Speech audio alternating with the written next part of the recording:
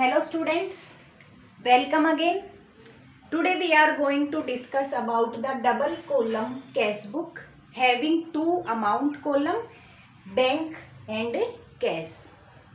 हमने single column cash book में किया था कि हमारा जो कैश कॉलम है one amount debit side and one amount credit side.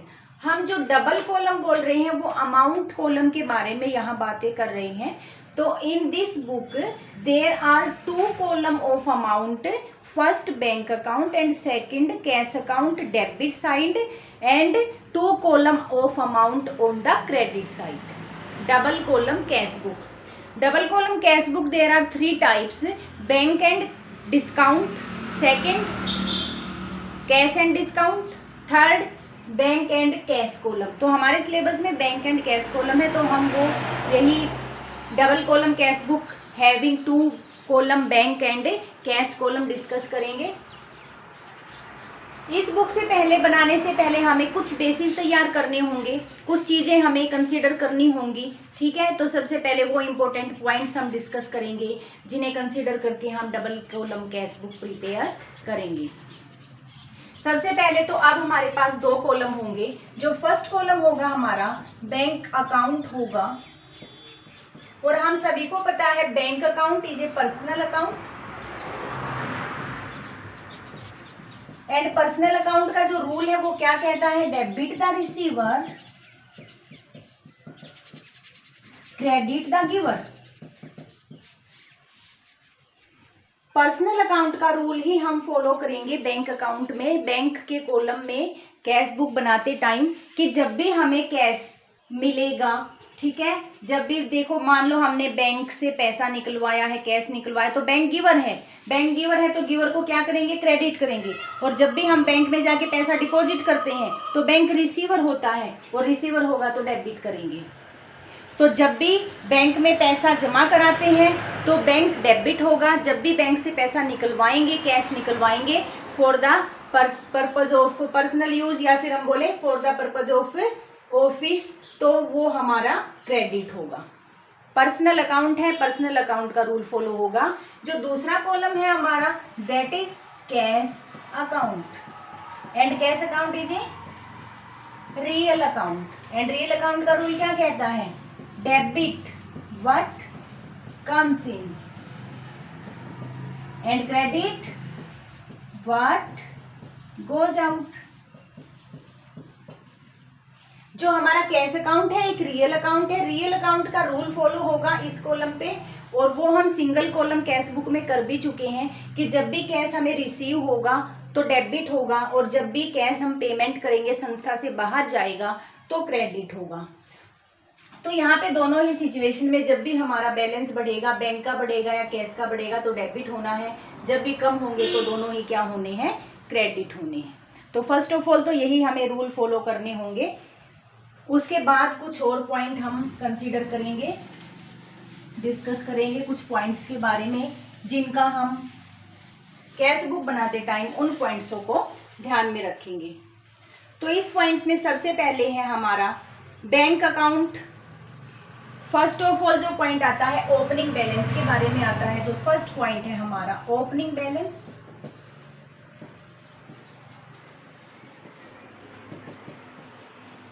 Opening balance जैसे कि हमने सिंगल कॉलम कैश बुक बनाई थी और आपको बताया था कि अगले मंथ में जब हम जाते हैं तो पिछले मंथ की लास्ट डेट में जितना कैश उपलब्ध होता है वो हम आगे ब्रोट डाउन कर लेते हैं अगले महीने की पहली तारीख को. वही होता है हमारा ओपनिंग बैलेंस. जो कैश का कॉलम होता है, कैश का तो कभी नेगेटिव बैलेंस आता नहीं. जो कैश बैलेंस होता है ऑलवेज डेबिट बैलेंस. जो कैश का बैलेंस होता है, जो कैश कॉलम में हमें लिखना है, जो कैश बैलेंस होता है हमेशा डेबिट बैलेंस होता है. और जो बैंक कॉलम का होता है बैंक बैलेंस हो सकता है. बैंक बैलेंस बेटा डेबिट बैलेंस भी हो सकता है, as well as credit balance भी हो सकता है. अगर हम बैंक के रेगुलर कस्टमर हैं तो बैंक हमें प्रोवाइड करता है कि आपके अकाउंट में 10,000 है, आप हमारे रेगुलर कस्टमर हो और आपको 12,000 की आवश्यकता है तो आप 12,000 ले लो। इसका मतलब हमारा बैंक अकाउंट नेगेटिव जा सकता है, कैश तो नेगेटिव नहीं हो सकता। ठीक है, अगर हमारी बैंक बैलेंस है 10,000, हमें है 12,000 की आवश्यकता और बैंक 12,000 हमें दे देता है, हमारे बैंक में अकाउंट में तो केवल 10,000 थे, हमने निकाल लिए 12,000, तो माइनस में आ गया। और ये जो माइनस में 2,000 आया है that is called bank overdraft. ध्यान देंगे इस पॉइंट को। What is bank overdraft? Bank overdraft that amount which is drawn from the bank in the excess of the bank balance. कि हमारे पास बैंक बैलेंस कम था, हमने ज्यादा निकाल लिया, जितना एक्सेस में निकाला that is called bank overdraft. And also the credit balance. Bank balance का जो क्रेडिट बैलेंस है वो यही नेगेटिव बैलेंस होता है। इसे हम बैंक ओवरड्राफ्ट भी बोल सकते हैं और क्रेडिट बैलेंस भी बोल सकते हैं।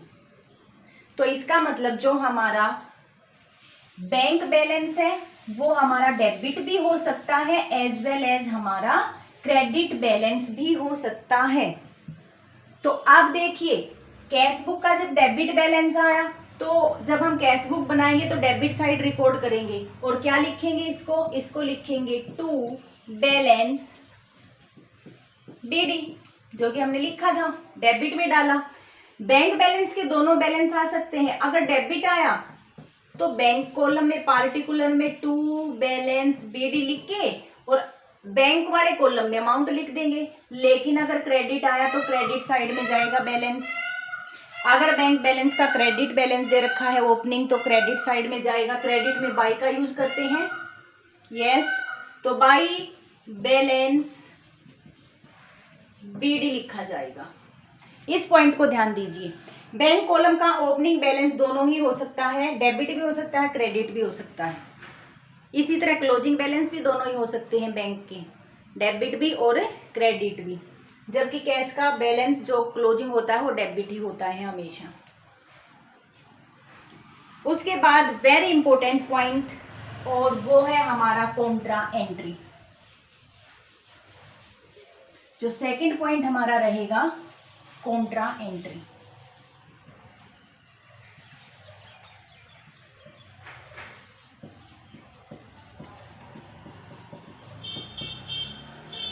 कॉन्ट्रा का मतलब होता है अपोजिट या फिर हम बोले अगेंस्ट।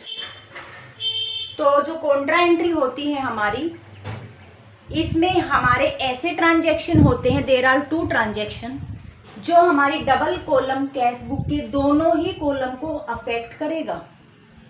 ठीक है, जिसमें बैंक या तो बढ़ेगा या कम होगा, दूसरी तरफ कैश भी या तो बढ़ेगा या कम होगा। तो ऐसे कौन से दो ट्रांजैक्शन हैं जिसमें बैंक भी आता है और कैश भी आता है? बिल्कुल, यहाँ पे दो ट्रांजैक्शन है ऐसे। कौन से? जो फर्स्ट है cash deposited into bank.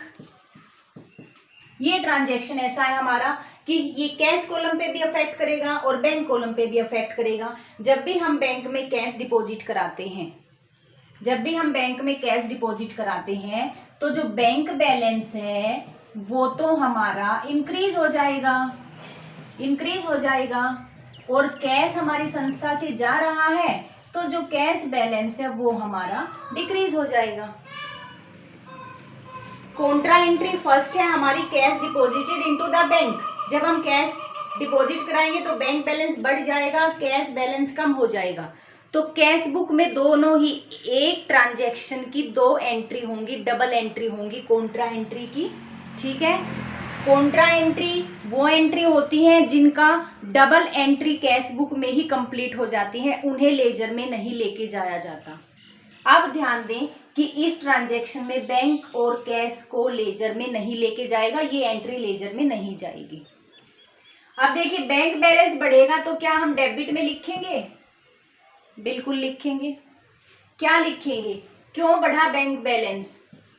To cash account, की कैश आ गया, क्या लिखेंगे? To cash account debit side.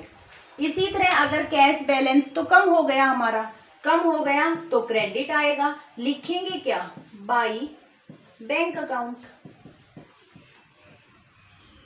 इस पॉइंट पे ध्यान दे बेटा, जब हम बैंक कॉलम में लिखेंगे तो लिखेंगे टू कैश, लेकिन कॉलम कौन सा होगा, बैंक कॉलम में अमाउंट लिखना है।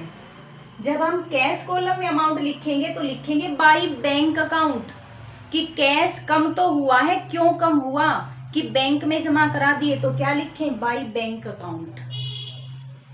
जो सेकंड हमारी कॉन्ट्रा एंट्री होती है, second contra entry, cash withdraw from bank for office use. मैंने यहां ऑफिस यूज लिखा है, और क्या पर्पज हो सकता है बैंक से पैसा निकालने का। कई बार ओनर अपने पर्सनल यूज के लिए भी निकाल लेता है। अगर ओनर बैंक से पर्सनल यूज के लिए निकाले, दैट इज ड्रॉइंग्स, ठीक है, तो वो कॉन्ट्रा एंट्री नहीं होती। अगर कैश निकाला है only for the purpose of office use, तभी कॉन्ट्रा एंट्री होगी। अगर पर्सनल यूज के लिए निकाला है तो that is not Contra entry. अब देखिए यहाँ पे, अगर कैश विड्रॉ किया है तो भाई कैश संस्था में आएगा और कैश इंक्रीज होगा और डेबिट साइड रिकॉर्ड होगा, और लिखना क्या है आपको, हम लिखेंगे टू बैंक अकाउंट, की बैंक से निकाला है इसलिए बढ़ गया। इसी तरह जब हम बैंक कॉलम में रिकॉर्ड करेंगे, बैंक हमारा डिक्रीज होगा तो क्रेडिट साइड लिखा जाएगा, और लिखेंगे क्या, बाय कैश अकाउंट, कि कैश संस्था से निकाला गया है, कैश के कारण हमारे बैंक बैलेंस में कमी आ गई है। ये दोनों हमारी कॉन्ट्रा एंट्री होती है। कॉन्ट्रा एंट्री वो जर्नल एंट्री होती है जिनकी डबल एंट्री हमारी कैश बुक में ही कंप्लीट हो जाती है। अब हम कॉन्ट्रा एंट्री को आगे लेजर में नहीं लेके जाएंगे। और ध्यान दें, जब भी ये दो एंट्री आए, आपको एलएफ के कॉलम में सी साइन देना है। सी लिखेंगे दोनों साइड, डेबिट साइड भी क्रेडिट साइड भी। एलएफ के कॉलम दोनों साइड बनते हैं, डेबिट साइड भी क्रेडिट साइड भी, तो हम सी साइन देंगे ताकि हमें याद रहे जब हम लेजर बनाए तो ये सी साइन देख के हम इन एंट्रियों को छोड़ देंगे, क्योंकि ये एंट्री लेजर में नहीं लेके जानी। इनकी डबल एंट्री का जो डबल एंट्री है वो यहीं कंप्लीट हो जाती है, रिकॉर्डिंग की डबल एंट्री। ये था हमारा कॉन्ट्रा एंट्री।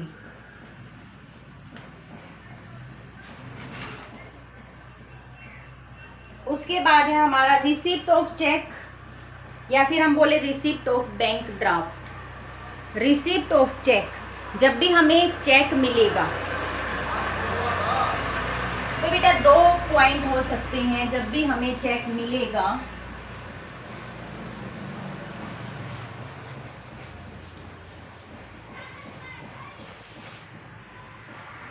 थर्ड जो पॉइंट है रिसिप्ट ऑफ चेक, या फिर हम बोले बैंक ड्राफ्ट।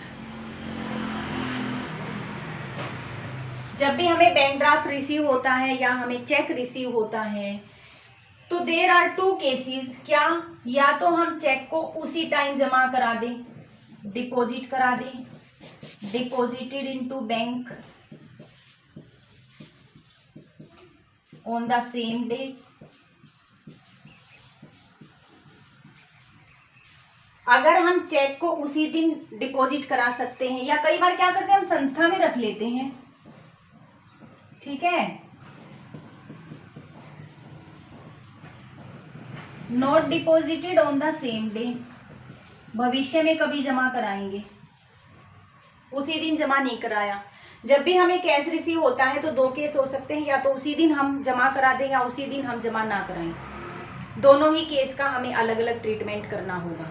अगर हम उसी दिन बैंक में जमा करा देते हैं तो बेटा बैंक बैलेंस बढ़ जाएगा, बैंक बैलेंस इंक्रीज हो जाएगा, डेबिट में रिकॉर्ड करेंगे, ठीक है, डेबिट में रिकॉर्ड करेंगे। क्या रिकॉर्ड करेंगे, जिससे चेक मिला है, राम से मिला है तो लिखेंगे टू राम।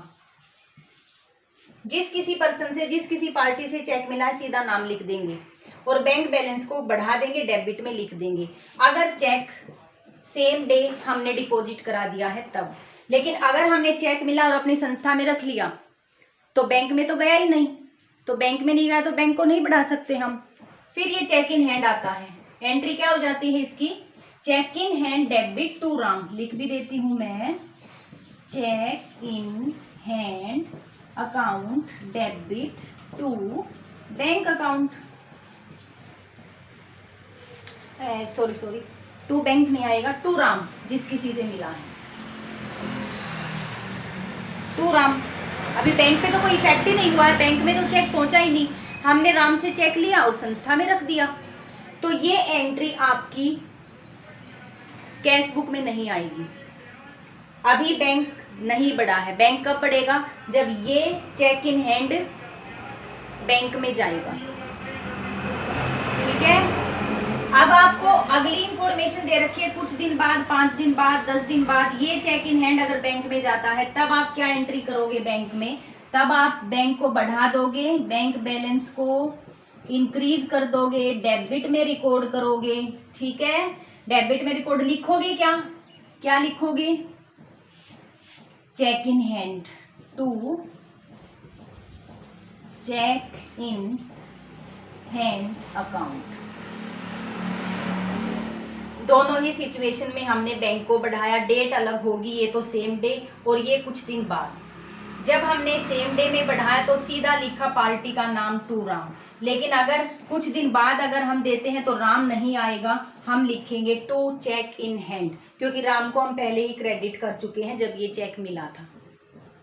ठीक है, बैंक में बाद में पहुंचा तो टू राम नहीं लिखेंगे, to cheque in hand account लिखेंगे।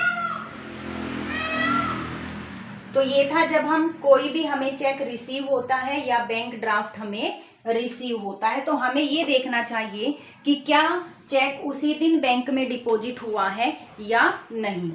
एक बात और है, अगर there is no information about the deposit कि सेम डे या फिर लेटर डेज में डिपॉजिट कराया, there is no information about this, then it is assumed that the cheque will be deposited, it will be assumed that the check has been deposited on the same day। कोई भी information नहीं है पूरे question में। ठीक है, नीचे तक हमने देख लिया, डेट तक कोई इंफॉर्मेशन नहीं है, हमें मानना है उसी दिन बैंक में जमा करा दिया। ठीक है, assume that check has been deposited into the bank on the same day। दोनों ही सिचुएशन में अंतर केवल यही है कि ये किसी अलग डेट को इंक्रीज होगा और चेक इन हैंड लिखा जाएगा, ये उसी डेट को बैंक इंक्रीज होगा और टू पार्टी का नाम लिखा जाएगा।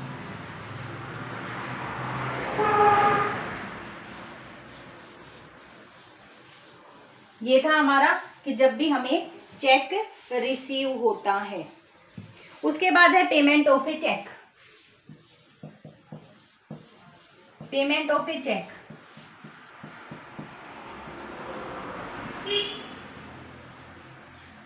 जब भी हम कोई एक्सपेंसेस पे करते हैं और हम चेक इशू कर देते हैं, पेमेंट ऑफ चेक का दूसरा नाम इशू ऑफ चेक भी आएगा, इशू ऑफ चेक। ध्यान दें, जब भी इशू वर्ड लिखा जाए कि चेक इशू किया है, इसका मतलब चेक के द्वारा हमने पेमेंट की है। ठीक है, बैंक बैलेंस हमारा कम होता है। इशू ऑफ चेक का मतलब चेक को पे करना, हमने पे किया है, किसी को एक्सपेंसेस है या पेमेंट देनी थी, चेक दे दिया है हमने, तो पेमेंट ऑफ चेक होगा। तो इस सिचुएशन में तो हमें देखना ही नहीं, डेट का कोई लेना देना है ही नहीं, जिस दिन हमने चेक दिया उसी दिन आप बैंक बैलेंस को कम कर दोगे। जैसे हमने सैलरी दी है तो सीधा लिखोगे क्रेडिट साइड बाय सैलरी,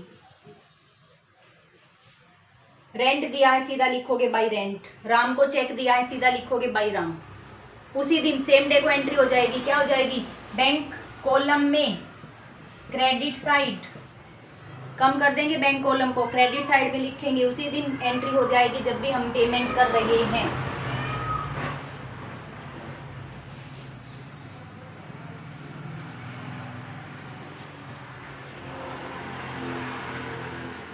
उसके बाद देखिए हमारा अगला है डिसऑनर ऑफ ए चेक। अब देखिए भाई, डिसऑनर हो जाता है कई बार हमारा चेक। डिसऑनर होने का मतलब है कि हमें किसी से चेक मिला था लेकिन उस पर्सन के अकाउंट में इतने पैसे ही नहीं थे।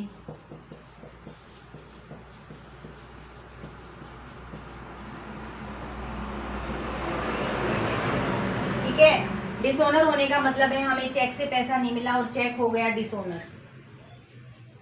ठीक है, चेक कैंसिल हो गया, डिसऑनर हो गया, चेक से पैसा नहीं मिला। यहां देखिए, जब चेक मिला था तब तो हमने बैंक को इंक्रीज कर दिया था। ठीक है, हमने क्या सोचा कि हमने चेक बैंक में डिपॉजिट करा दिया, अब जिससे किसी से चेक मिला है उतने अकाउंट में पैसे होंगे तभी चेक दिया है। हमें ये तो नहीं पता था ना कि चेक डिसऑनर हो गया। कुछ दिन बाद बैंक से इंफॉर्मेशन आई हमारे पास कि आपने जो चेक दिया था वो डिसऑनर हो गया है। ठीक है, और बैंक उस चेक को वापस लौटा देता है। तो अब ये बताइए, हमने जो बैंक बैलेंस बढ़ाया था, क्या एक्चुअल में हमारा बैंक बैलेंस बढ़ा? नहीं बढ़ा। बैंक ने जब उस व्यक्ति के अकाउंट को चेक किया तो वहाँ इतना पैसा नहीं था, या कोई और रीजन हुआ होगा जिससे बैंक ने उसके अकाउंट से हमारे अकाउंट में पैसा ट्रांसफ़र नहीं किया, तो भाई हमारा बैंक अकाउंट नहीं बढ़ा। ठीक है, अब जो हमने अपनी एंट्री तो कर दी बढ़ाने की, अब क्या करें? क्या उसे वापस कम कर दें? बिल्कुल, क्रेडिट साइड में रिकॉर्ड करें। क्या कर रहे हैं हम? अपने बैंक बैलेंस को वापस कम कर रहे हैं। अगर हमारा चेक डिसऑनर हो जाता है तो हमें बैंक बैलेंस को कम करना है। कम किस लिए करना है? क्योंकि जब ये चेक मिला था तो हमने अपने बैंक बैलेंस को बढ़ा दिया था, जो कि एक्चुअल में नहीं बढ़ा। तो अब क्या करें? उतने ही अमाउंट से वापस इसे कम कर दें। ठीक है, जैसे राम से मिला था तो हमने यहाँ लिखा था टू राम, डेबिट में रिकॉर्ड कर दिया। अब अगर उसका चेक डिसऑनर हो गया तो क्रेडिट साइड में हम लिखेंगे बाई राम, उसी पार्टी का नाम लिखेंगे।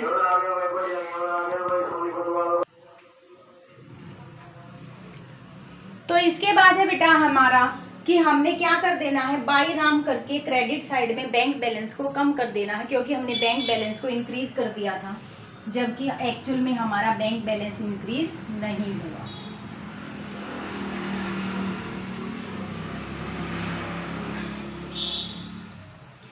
उसके बाद है हमारा कैश डिस्काउंट।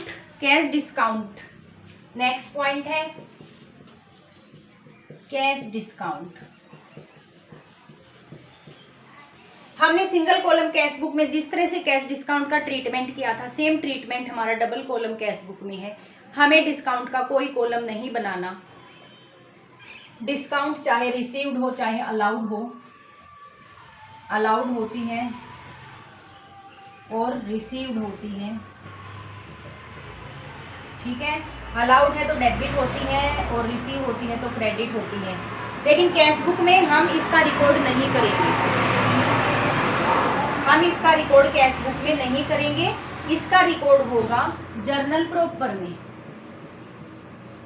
जर्नल प्रॉपर में।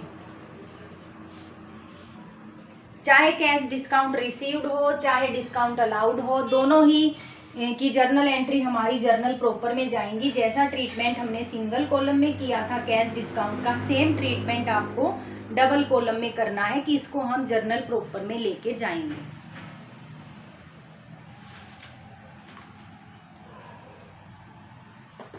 तो ये था बेटा हमारा कुछ पॉइंट्स जो हमें कंसीडर करने हैं जब हम cash column, double column cash book बनाए, बैंक एंड कैश कॉलम। इसमें सबसे एक बार रिवाइज कर लेते हैं थोड़ा सा फिर से, ये पॉइंट वेरी इंपॉर्टेंट पॉइंट है सभी, थोड़ा सा एक बार रिकैप कर लेते हैं। फर्स्ट है ओपनिंग बैलेंस, कैश का केवल डेबिट में लिखा जाता है। बैंक बैलेंस, डेबिट बैलेंस दे रखा है तो debit side to balance BD, credit balance दे रखा है तो by balance BD. Second contra entry है, सी साइन करके दिखाएंगे किस कॉलम में, एलएफ के कॉलम में, दोनों साइड एलएफ के कॉलम में। कॉन्ट्रा एंट्री अपोजिट या अगेंस्ट एंट्री होती है। ठीक है, दो कॉन्ट्रा एंट्री हैं, bank deposited into the bank and second है cash deposited into the bank and second है cash withdraw from the bank. Third है रिसिप्ट ऑफ चेक, ये देखना है क्या सेम डे डिपॉजिट करा दिया या सेम डे नहीं। अगर सेम डे डिपॉजिट करा दिया तो सीधा पार्टी का नाम लिखें, to Ram, to Shyam, to Mohan. अगर नहीं किया है उसी दिन जमा तो उस दिन कोई एंट्री बैंक कॉलम में नहीं होगी। भविष्य में जब कभी जमा कराएंगे तो लिखेंगे to cheque in hand. Fourth है हमारा पेमेंट ऑफ चेक, जब भी हम चेक को पे करते हैं, इशू करते हैं, उसी दिन कैश बुक में एंट्री कर दो, बैंक बैलेंस को कम कर दो। उसके बाद है डिसऑनर ऑफ ए चेक, अगर हमारा चेक डिसऑनर हो गया है, जब रिसीप्ट हुआ था तो हमने बैंक बैलेंस को बढ़ा दिया था, अब डिसऑनर हो गया तो बैंक बैलेंस को क्या कर देंगे, कम कर देंगे।